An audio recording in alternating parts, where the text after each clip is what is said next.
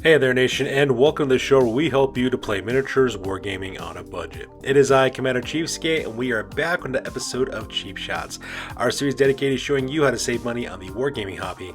And on today's episode, we'll discuss how to use the new Brood Brothers Kill Team box set in your games of Necromunda.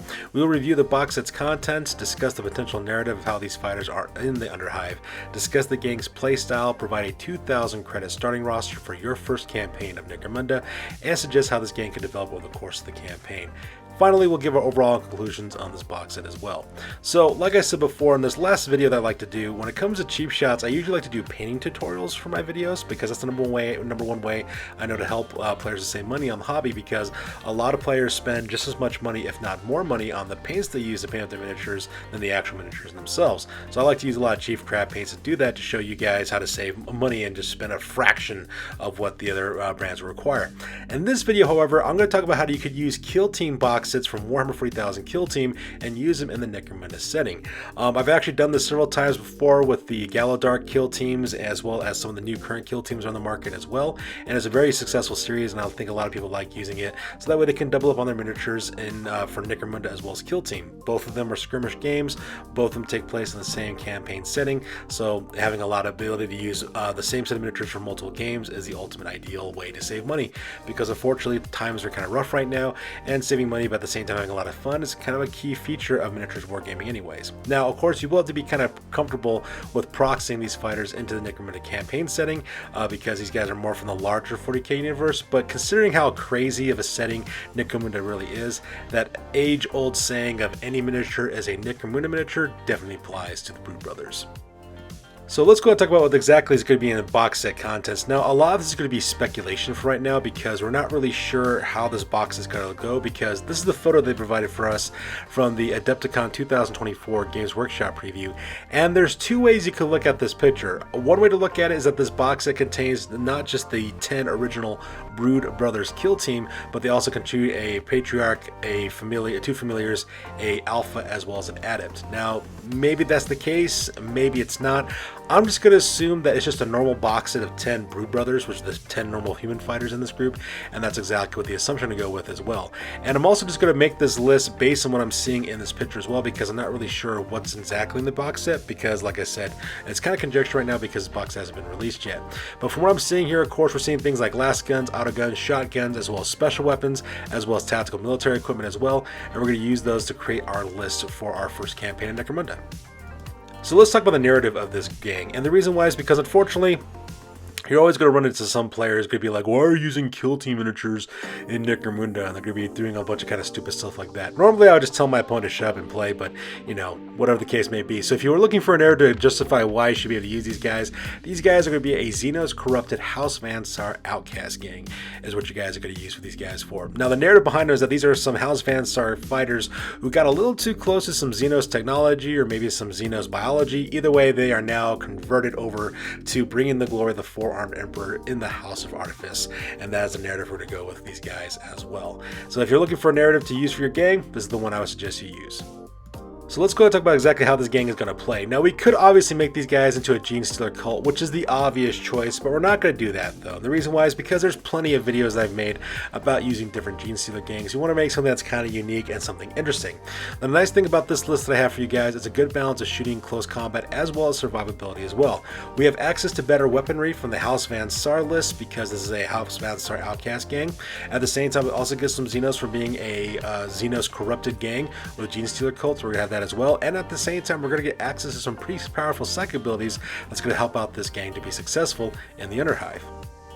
We're going to create what I like to use what I like to call the Hive Mind build, and you guys have probably seen this in several lists I've made over the years, especially since the Book of the Outcast came out. We're going to use telepathy and spam that ability to kind of help out our gang to be successful in the battlefield. At the same time, this list is also going to be very open to alliances with the Promethean Guild, as well as Imperial Imposters or House Catalyst, because you are a House Van Sar outcast gang. However, I don't include these alliances in this list, and the reason why is because I'm not sure if players have access to other miniatures or not in the Kill Team to create those kind of alliances. The assumption I'm going with this is that you're just taking this one set of Boxset miniatures and trying to use it for both gangs, and that's the reason why I don't provide that in this list as well. At the same time, if you are thinking about going into the Ash Waste, you want to get more miniatures as well, you are pretty much spoiled for choices as a Genestealer Cult player, because Genestealer Cult vehicles are widely available for Warhammer 40,000. You can get some really cheap secondhand ones if you want to, or if you're like me and the Ultimate Cheapskate, you'll just go and make your own by converting some toys and really cheap miniatures and make your stuff. And that's exactly what I would recommend for your list if you decide to go out there into the Ash Wastes. So now that we're done talking about the playstyle for this list, let's go and talk about the actual starting roster that you're going to use in your very first campaign.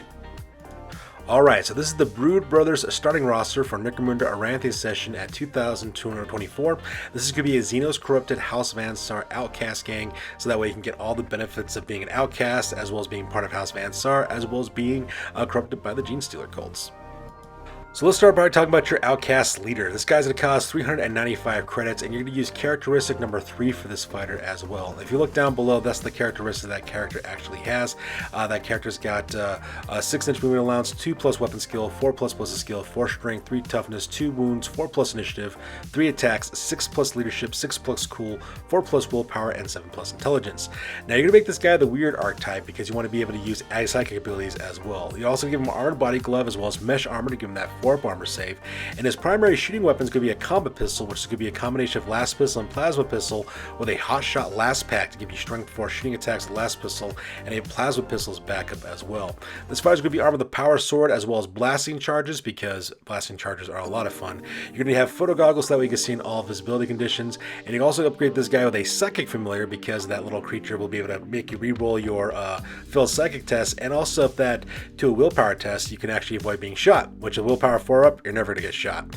Now, we're going to give this guy the telepathy discipline for 2 powers. First of all, he's got the fearful aura skill, because he's going to spec entirely into telepathy, and you're giving this guy the unbreakable will ability, because he can then transfer his wonderful 6+ cool and, more importantly, 4+ willpower to anybody within 9 inches of him, and that's going to be a really powerful ability for you to use in order to get off and trigger some psychic abilities in your group.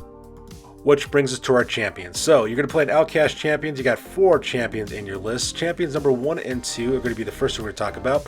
Champion number 1 is going to cost you 270 credits.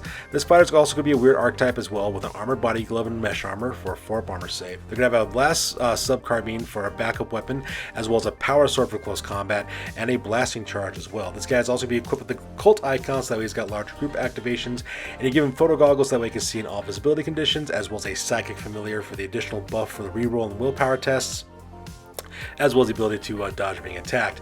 And this guy's got the telekinesis discipline, Fists of Fury, which is going to give him +2 strength for unarmed attacks, as well as Force Shield, which gives a +1 armor save bonus to everybody within 3 inches of this fighter. Outcast champion number 2 is going to cost you 215 credits. This fighter is also a weird archetype with armored body glove and mesh armor, a last sub-carbine, as well as a power maul for a close combat weapon. This guy's also got a pack blasting charges, photo goggles in the dark, as well as a psychic familiar for the benefits we mentioned earlier, as well as telekinesis discipline for the Fist of Fury for +2 strength for unarmed attacks, and Force Shield for that 3-inch buff that gives +1 armor saves. Now, the reason why we're going to do this is because Outcast champion number 1 and Outcast champion number 2 are always going to be within 9 inches of the Outcast leader.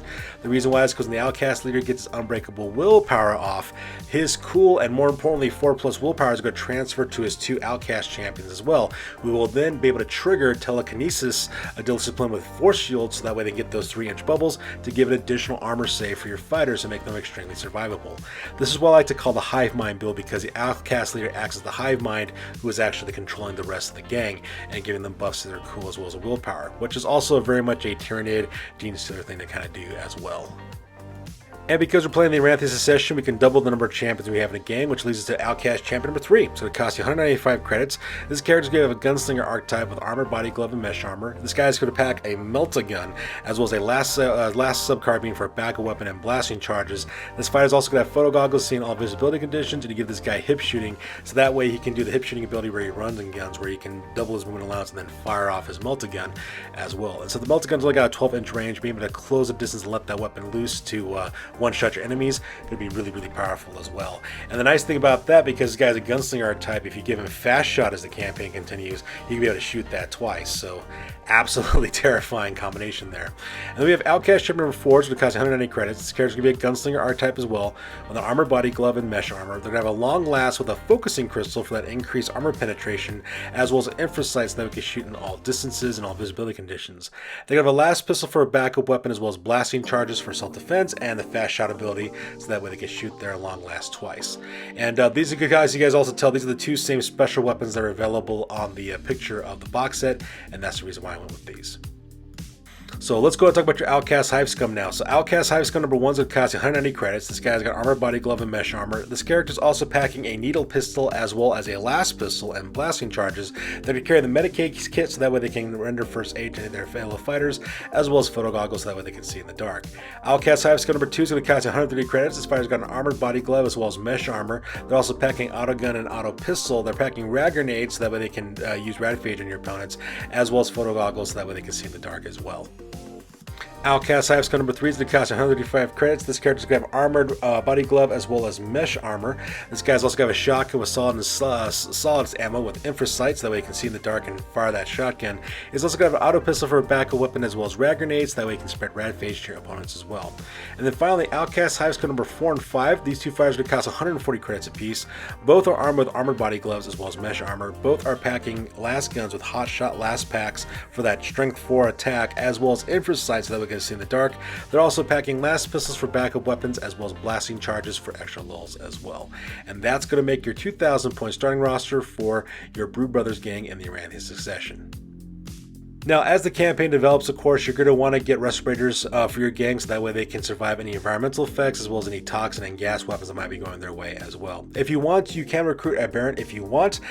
If the box set actually comes with the Patriarch, like I was talking about earlier in this video, you could actually use that Patriarch as your aberrant if you want to, so that we can include that. Or you could use your Alpha to do the same thing, because the Alpha's got that third arm looking thing, so that part's kind of nice as well. Now, if you are going to go out to the Ash Waste, I would suggest you, instead of buying vehicles for your gangs, you could just use Ash Waste grav cutters. Those have been released in the last book of the Ruins of Yardland that you could use for your gang members, so that way you can just pretend these guys are kind of hovering around and getting your places they need to. But if you want to as well, you could also purchase Gene Stealer Cult vehicles for Warhammer 40,000 if you actually want to get vehicles for your gang as well. So in conclusion, with times being the way that they are now, having miniatures that you can use for multiple game sets is going to be amazing for players. It's also going to give you a lot of more experience with different gaming systems, and you can have a lot of fun and saving a lot of money as well.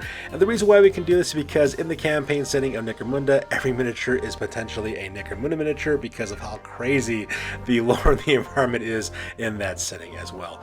Not to mention, those Brood Brothers are very beautiful miniatures with lots of character involved, and they look absolutely fantastic. And I'm just looking forward to seeing people putting those on the tabletop and playing against those in the future as well, which is always a good thing. Plus, you know, variety is the spice of life, so the more different types of gangs you can play against, always the better. Now, if you guys have any recommendations that you guys want to recommend for trying to make me take that box set and try to fit into Necromunda, please feel free to put comments down below. I really like to see some of those things looking as well. I had one viewer earlier talk about using some Judge Dredd minis from Warlord Games 2000 AD, so that might be another video might be coming up here pretty soon. So who knows? Always put in recommendations, and I might make your recommendation into a video as well. So that's good to do with you guys. As always, please feel free to like, comment, and or subscribe. Your guys' input is invaluable to us as always. Also check us out on Facebook, Instagram, as well as blogger.com for all the latest greatest hobby news related to this channel. That's good for this week, guys. I will catch you guys next one. Peace out and stay classy.